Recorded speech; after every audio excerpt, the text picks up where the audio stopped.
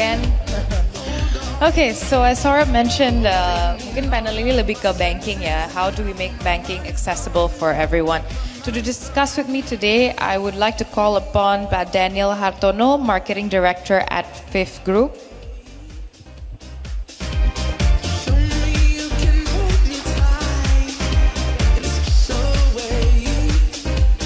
Pak Manuel Irwan Putra, Head of Digital Business at Adira Finance.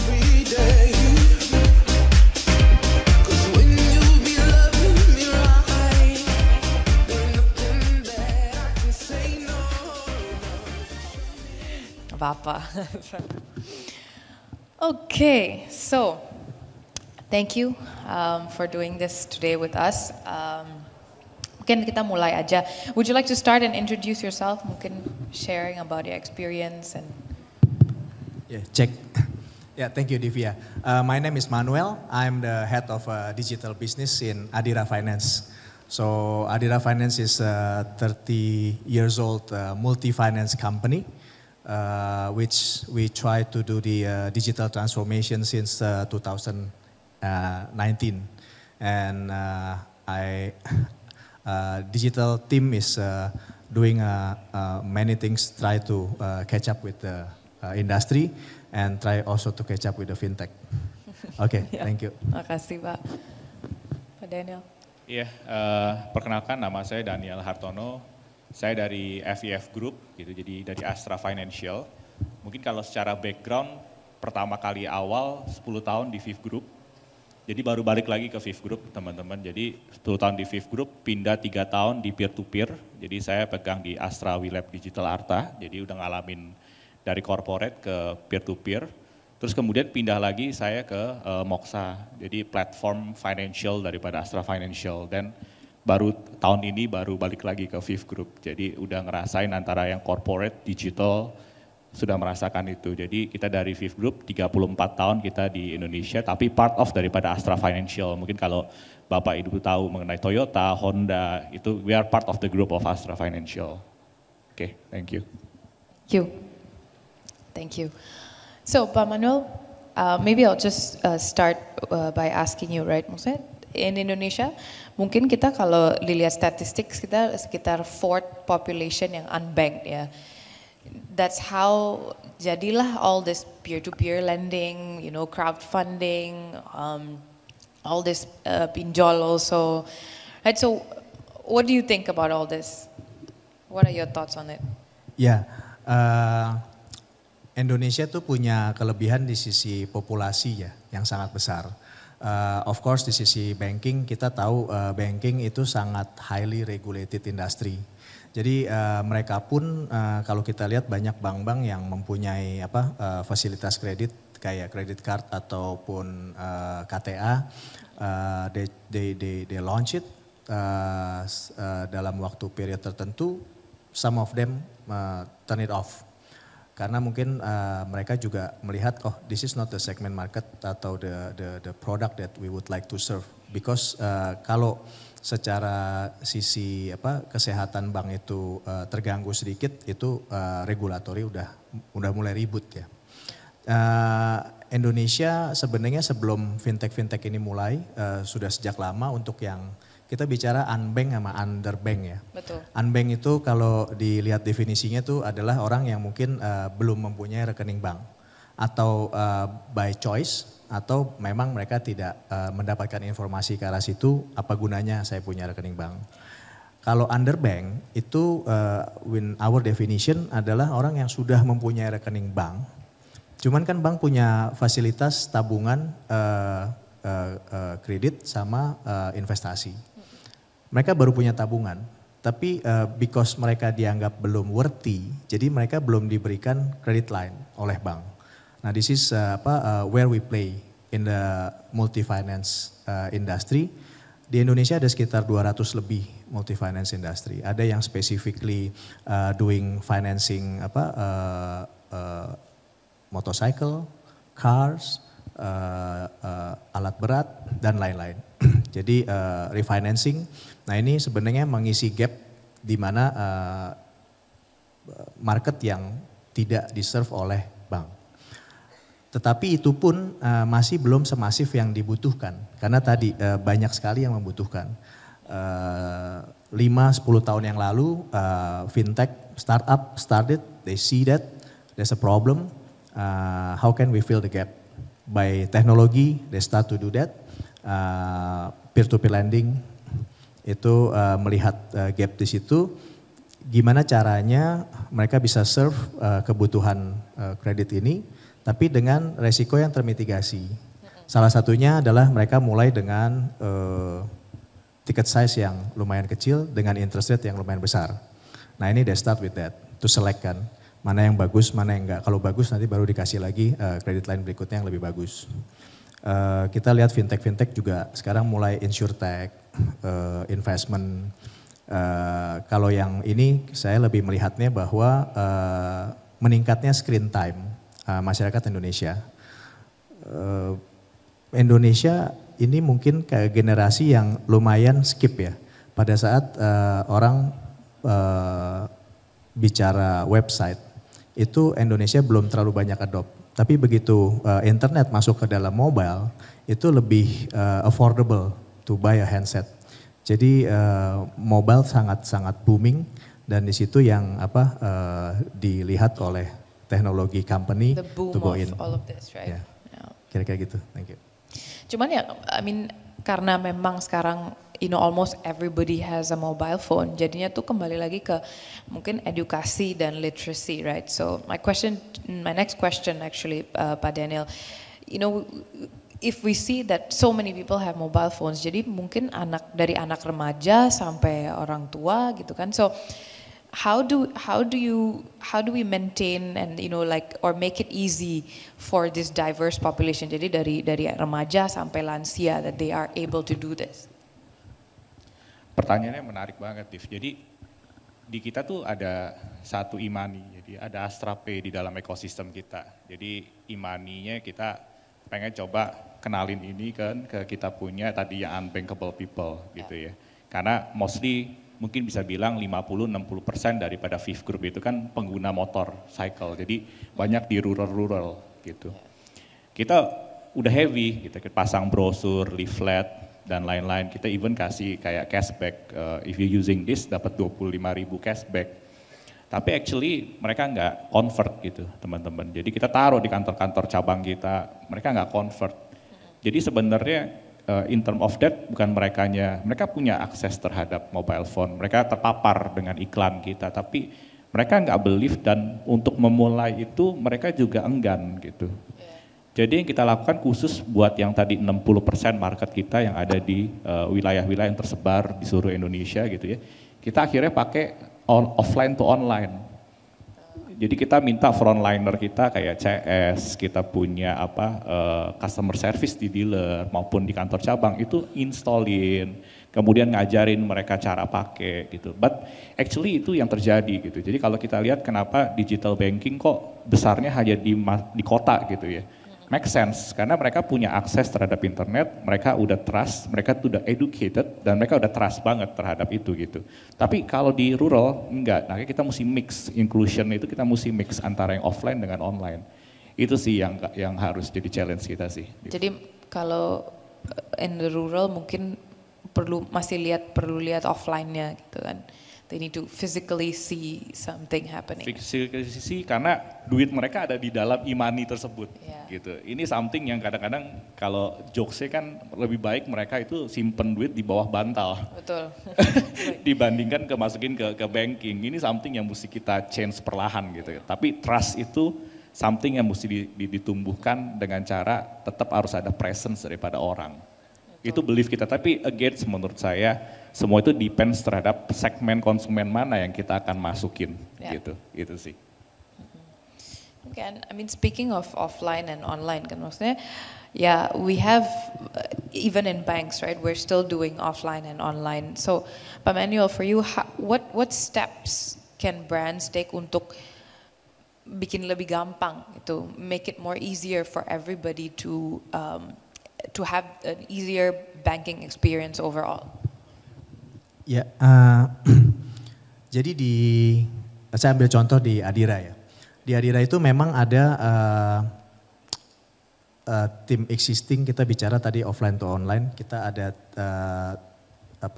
tim yang memang di cabang itu melayani customer kita dari dealers, ada yang datang langsung agent dan lain-lain. Nah di sisi ini kita develop dari tadinya kita paperwork, jadi fill out the form and etc. We created the system. Tapi itu pun sebenarnya kita bicara tadi Pak Daniel juga bicara adopsi ya.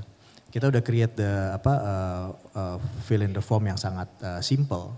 Tetapi baik customer maupun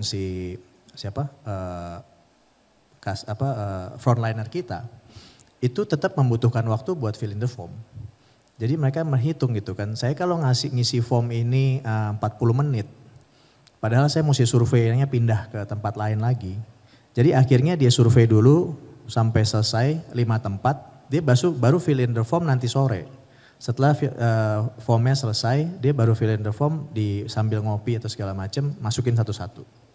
Padahal the main ideas of us creating that form, the minute they do the survey, once the survey is done, we can do the process at the back. Jadi mereka masukin data itu, kita proses, approvalnya bisa langsung that day. Tapi karena mereka tunda pengisiannya di belakang, nah itu yang membuat jadi the main goalnya nggak tercapai. Nah jadi memang setelah teknologi itu start, memang butuh implementasi, sosialisasi, bahkan sampai reward and punishment itu diterapkan, terutama kalau itu internal ya. Pada saat kita bicara eksternal, ini juga sesuatu yang we create, kita punya aplikasi namanya Adiraku. Jadi the main ideas waktu kita develop ini adalah gimana memindahkan sebanyak mungkin fungsi cabang itu ke aplikasi. Kalau bisa orang nggak harus ke cabang. Karena kalau kita datang ke cabangnya Adira, itu ngantri kayak pasar. 90% orang mau bayar cicilan. Oh ya. Karena tadi kita bicara, kita multi finance kita serving si underbank kan. Mereka ada yang sudah punya bank, tapi mereka nggak tahu cara transfernya. Sebenarnya bisa Bu ditransfer. Cuman mereka nggak ngerti. Nggak ngerti. Mau ke offline aja. Caranya gitu, gimana? Ya. Jadi akhirnya memang tadi kalau Pak Daniel juga bilang itu yang kita alami juga, di assist. Jadi setelah mereka datang antri, Bu, Ibu mau ngapain? Bayar. Oke, cara bayar sebenarnya gampang loh Bu. Ibu punya rekening bank apa? Kita bisa bayar pakai gini. Caranya Ibu install Adiraku nih Bu. Ibu lihat di sini ada VA-nya. Ibu nanti transfer ke sini. Atau kalau Ibu mau auto debit begini. Jadi Ibu nggak perlu lagi ke cabang. Nah once dia assist, then dia go on the digital journey-nya ke belakang. Jadi memang ada yang memang langsung adopt. Dia tahu, dia lihat, dia pakai. Tapi nggak sedikit juga yang memang harus di assist. Karena ini bedanya adalah karena kami mungkin kita berangkat dari bisnis yang sudah ada dulu di konvensional, baru kita move ke digital. Beda sama memang bisnis yang langsung hadir, langsung digital. Nah ini mungkin something yang kita punya PR lebih banyak nih di sisi itu. Karena sebagai migrator, right? Yeah. You can say it's a new adoption that you're doing. Ya, satu hal yang mungkin very simple ya, what we do adalah tuh tadi Pak Daniel juga bilang gimana cara kita memotivasi, menginsentify orang untuk menggunakan layanan kita. Itu adalah kalau dia membayar lewat aplikasi, tidak lewat dari Jatuh Tempo, dia akan mendapat poin, loyalty point double. Dan kalau dia bayar setelah Jatuh Tempo, dia nggak dapat poin. Jadi ada hal-hal seperti itu yang kita perlu tetap stimulasi, kasih tahu dan segala macam. Awalnya kita punya loyalty pun mereka butuh dikasih tahu loyalty ini fungsinya buat apa ya? Dapat poin ini bisa ditukar apa ya? Nah itu kita fine tuning sampai mereka sukanya redeemnya dengan yang kayak gini. Awal kita sediain yang kayak pulsa segala macam, kita pikir itu paling gampang, ternyata belum. Mereka mungkin butuhnya yang lebih voucher makan di McD. Nah, itu lebih. Jadi ya tadi kita tailor made kepada si customer kita kesukaannya seperti apa. Jadi lebih ke stimulasi dan motivasi lah ya. Oke. So kembali lagi ke Pak Daniel. I mean now we talk about making it simple for everybody to to bank and just have a better customer experience. Cuman kan ya again as you said right, like traditionally it's like duit saya harus dibawa bantal. Cuman and now in today's day and age it's not the case kan. The money is on cloud, right? So how is it for brands like yourself when it comes to OJK, right? Maksudnya secara like permission, like how can fintech brands educate so that they know, that people know, nasabahnya tahu oh bahwa duit saya itu aman gitu. Iya, jadi memang salah satu tetap ya untuk memastikan bahwa duit aman kan ada beberapa hal sebenarnya.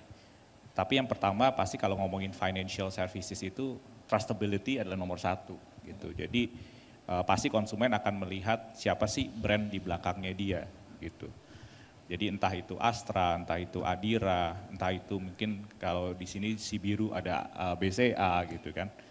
Artinya sebenarnya satu pemain di sini harus benar-benar menjaga dia punya trustnya dulu gitu. Makanya kemarin sempat kan dengar yang pinjol ya teman-teman ya. Pinjol itu kan sempat membuat trust terhadap fintech itu kan sempat jatuh gitu ya. Karena masalah isu trust. Akhirnya industrinya akhirnya menjadi dikorbankan. Jadi menurut saya satu dari OJK selalu pesan mengenai trustnya dulu dijaga. Akhirnya trust itu jaga gimana sih caranya? Akhirnya tadi nggak jauh dengan bagaimana sekarang tekanan terhadap data privacy juga menjadi penting gitu. Jadi jangan sampai konsumen submit data di kita, datanya itu bisa diperjualbelikan. Itu kan salah satu untuk mencapai trust tersebut. Nomor satu itu adalah trust. Yang kedua lebih ke arah sebenarnya kalau untuk ngomongin inclusion gitu ya. Sebenarnya fintech ini juga harus tahu sebenarnya kebutuhan apa yang dibutuhin dari konsumennya sehingga konsumen benar-benar mau pakai gitu. Percaya nggak percaya adalah e-money nomor satu di Indonesia yang paling orang sering transaksi itu pada saat kita survei internal adalah Dana. Yeah. Percaya nggak percaya walaupun kita di sini kenalnya Gojek, kita kenalnya GoPay gitu ya. Tapi Dana. Pertanyaan saya why Dana gitu kan. Pada saat kita survei lagi, oh ternyata Dana ini memberikan perpindahan duit yang bagi orang-orang kan nggak punya bankable, tapi dia bisa pindahin duit itu secara free. Sebulan kalau nggak salah 4 kali. Nah ternyata ini yang disukain oleh si konsumen kita yang ngomongnya grassroots. Jadi menurut saya Dana udah bisa menangkap pain points sesungguhnya dari si konsumen itu apa. Gitu. Jadi sehingga dia bisa mencapai inclusion-nya tanpa harus heavily mengeducate kepada konsumen gitu. Jadi kedua karena everything karena menurut saya kenapa why all the startup, this fintech ada kan eksis karena ada pain point yang mesti kita solving dari konsumen. Poin saya itu nomor 2 gitu. Jadi produk apa yang hendak di-offer ke konsumen harus bisa rilis dia punya pain point daripada konsumen. Misalnya Dana. Poin nomor 3 sebenarnya adalah ngomongin mengenai education. Kita ngomongin literasinya. Bahwa apa yang kita lakukan di industri, entah itu di industri fintech, industri banking, multi-finance, ini kita lakukan ini dengan baik. Sehingga jangan ragu untuk saving ke kita, ambil pinjaman di kita. Nah ini kita diuntungkan dengan yang namanya sosial media sekarang. Artinya bagaimana digital marketing ini bisa mengeducate, mengliterate bahwa kita ini trusted, produk kita ini sesuai, yuk ambil di kita gitu. Jadi rasanya 3 hal ini yang paling penting dan kemudian peran daripada regulator di sini juga nggak kalah penting. Artinya semua pemain yang ada di dalam industri di financial ini harus punya regulator. Entah itu nanti di bawah BI atau mungkin di bawah OJK atau ada yang di bawah perindustrian gitu kan. Ada juga ada di bawah Menkominfo. Artinya regulator ini harus bisa mempanis gitu kan, mengawasi supaya tadi ketika ada hal yang riak itu bisa langsung diredam gitu kan. Jadi rasanya tanggung jawabnya 3 ini plus 1 regulator harus combine all together. Kalau enggak tadi orang akan skeptis gitu. Dan kalaupun skeptis dia nggak tahu bahwa ada layanan ini gitu. Jadi menurut saya 4 hal ini sih yang rasanya penting untuk tadi ya, supaya tadi inclusion, kemudian literation itu bisa berkembang sih. And kalau di fintech kan banyak transparency gap ya, intinya ada hidden charges kah, fee inilah, fee itulah. How are you transparent about this? Like how do fintechs deal with this? Itu good question. Google sekarang lebih sadis ya, jadi kalau teman-teman yang di fintech pasti tahu tuh. Kalau dulu Google sama Apple masih bebas, semua application baru bisa masuk ke store dengan sangat cepat. Sekarang entah kenapa Google sama Apple sangat strict terhadap those rules gitu. Jadi ada batasan yang namanya bunga yang memang ditawarkan ke konsumen itu harus ada ceilingnya gitu. Kalau itu nggak di stated di dalam description daripada application, dia akan reject. Nggak cuma itu, dulu sempat saya pada 2018 kita cuma description gitu, tapi sekarang masuknya udah sampai ke produk kita dicoba gitu. That's why kalau teman-teman ngajuin application baru atau update itu agak lama sekarang, bisa 2 minggu, 3 minggu. Kadang-kadang kita juga harus approaching lagi ke Google-nya gitu. Jadi Google dan Apple menurut saya sekarang udah sedalam itu dalam membuat itu. Sehingga akhirnya Industri sekarang more transparent gitu. Jadi kita akan kasih Karena tahu. ada Google gitu, Ada Google. Ada Google sih.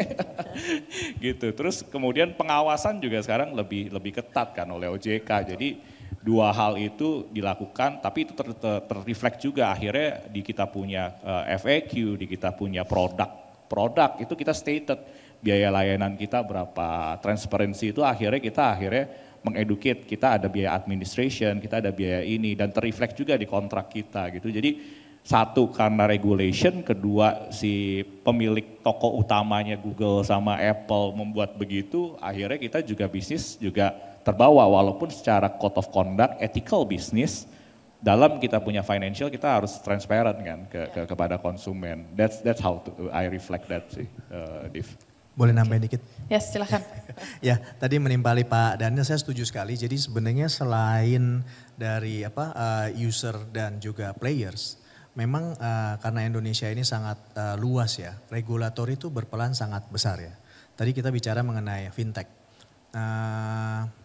Pada saat Indonesia mulai kebanjiran fintech itu, kebetulan saya banyak ngobrolan sama teman-teman di industri, itu regulatori langsung masuk step in. OJK itu bikin satu tim khusus untuk mempelajari si fintech ini, bahkan sampai sekian tahun itu mereka belum mengeluarkan regulasi, masih bentuknya sandboxing. Belum ada izin yang dikeluarkan secara massal dan segala macam, karena mereka pingin ngeliat gitu kan seperti apa. Awal-awal kita pernah nemuin fintech atau pinjol yang memberikan bunga 0,8% per hari. Per hari. Itu kalau dikali, wow. Gitu kan. Lalu yang berikutnya adalah cara mereka, karena mereka tidak invest di collectors yang on the ground. Mereka melakukan collectionnya dengan sangat keras ya. Itu sampai ada social impact, sampai ada saya masih ingat banget tuh satu artikel pengemudi salah satu taksi ini komersial di Indonesia bunuh diri, meninggalkan surat gini-gini karena terjerat si pinjol ini nggak bisa bayar. Nah jadi dari sisi itu keluarlah regulasi-regulasi bahwa menagihnya nggak boleh seperti ini, yang menagih itu harus disertify oleh OJK dan bunganya seperti ini, sampai ada regulasi bunga berbunga harus stop di maksimum 100% dari pokok hutang. Nah itu hanya bisa industri ini hanya bisa dijaga kalau regulasinya step in sih, regulatorinya step in. So nah sampai satu titik saking dinamisnya itu salah satu negara yang juga kebanjiran pinjol, itu mereka sampai datang ke sini ngobrol sama OJK kita. Lu gimana ngaturnya? Gue mau bikin regulasi yang similar di negara gue karena kita juga kepusingan. Tadi Pak Daniel juga cerita mengenai Google dan Apple. Itu OJK pun reach out that far. Jadi untuk pinjol-pinjol yang tidak mendaftar dan disinyalir bermasalah, itu mereka bisa kirim surat ke Google sama Play Store to take it down. Jadi sampai sejauh itu to protect the market. That's important. Thank you. Of course. Most important bit, right? And I mean, while we're at it, I think we have limited time, but I just have one question for you, Pak Manuel. So, we know there's a lot of remittance dari luar, uang dari luar masuk ataupun syariah. So, what according to you is like, what are one of the apps that are successful in all of this that you would recommend and why? Sorry, Div. Fintechs apps that like basically the influx of money in Indonesia comes from abroad by remittance or even Sharia apps. So what apps would you recommend? what apps I recommend ya. Menarik ya. Kalau saya kita udah survei gitu ya. Kita survei ke konsumen kita. Syariah fintech menarik. Karena porsi penetration fintech syariah only 8% di Indonesia. Jadi masih ada 92% itu market syariah di Indonesia. Dan saat ini pemain fintech requestnya ada, demand-nya ada, tapi produknya nggak ada. Jadi kalau kita bisa manfaat itu, 82% bisa kita akses. Karena kita one of the biggest Muslim masyarakat society di dunia gitu. Dan saat ini posisi fintech kita di dunia saat ini nomor 2 terbesar. Nomor 1 masih sekitar Malaysia atau di Arab Saudi, saya lupa. Tapi kita nomor 2 terbesar.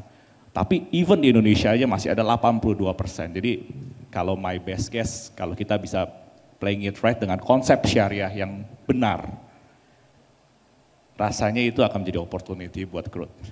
Okay. Good business idea for anybody here. All right, I think we're out of time. Thank you so much.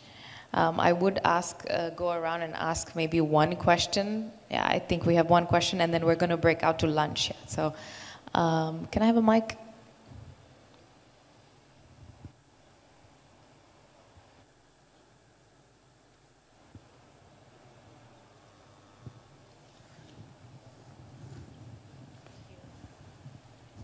Thank you for the opportunity. Mungkin buat Pak Daniel dan Pak Manuel gitu ya Pak. Perkenalkan dulu Fitri dari aplikasi Super gitu. Mau nanya related to the approach and prioritization sih in terms of serving your customers terutama di tier 2 dan tier 3 cities gitu ya. Kayaknya kita tadi mungkin kayak a lot of us assuming ini kota-kota besar aja gitu tier 1 cities. Sedangkan we know that the digital and financial literacy buat tier 2 dan tier 3 cities itu challenging banget gitu. So pengen tahu sih kayak how would you prioritize mana-mana aja customers yang we can do our efforts gitu ya to make them digitally aware gitu, gimana caranya pakai the digital apps, sama mana yang ini masih belum gitu, mungkin masih di fase berikutnya gitu, karena multi finance kan heavy banget di cash collectionnya gitu ya Pak ya. So tadi salah satunya kalau nggak salah Pak Manuel mention di assist buat install Adira app-nya. Tapi what if the customers balik lagi gitu to the conventional way. Jadi kayak mereka udah nyoba tapi some of them kan they like to be served gitu ya. Mereka suka dikunjungin gitu, ngerasa kayak di serve gitu sama brandnya masing-masing. So which one to prioritize kayak this one is kita bisa usahain lagi sama other bisa dibilang other part of the customers yang maybe they're not ready yet gitu to be digitally adopted buat financialnya. Thank you. Yeah, thank you for the question. Jadi mungkin approach kami agak beda. Tadi saya cerita bahwa kami start dari konvensional bisnis dulu, baru kita transform ke digital. As much as we move many features yang bisa diakses di cabang itu ke aplikasi, tetapi adoption kepada si user itu tidak bisa dipaksakan. Jadi kita mulai memang Adira punya 450 cabang di Indonesia, termasuk third and second city. Nah di sisi itu memang adoptionnya memang challenging. Handphone mereka masih feature phone gitu kan. Atau mereka sudah punya smartphone tapi tidak ada paket datanya.